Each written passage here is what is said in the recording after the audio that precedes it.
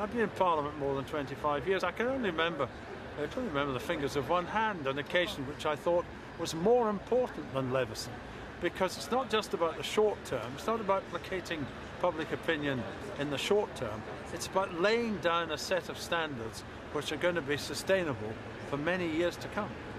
I'm concerned principally about public confidence in this matter, and it's not about me or Hugh Grant or whatever.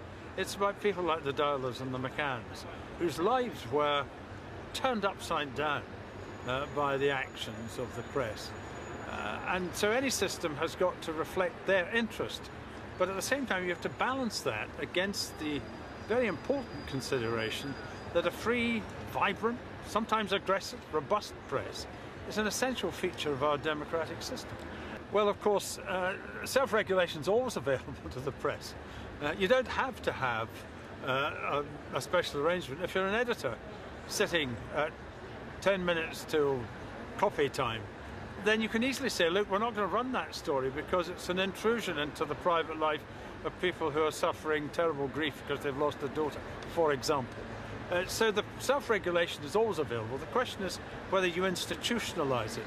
And if institutionalising it, creating another body of some kind to deal with it is going to be the way forward, then that's got to be credible. It's got to have a sufficient degree of independence about it. And yes, it's got to have sanctions. And these sanctions have got to be substantial.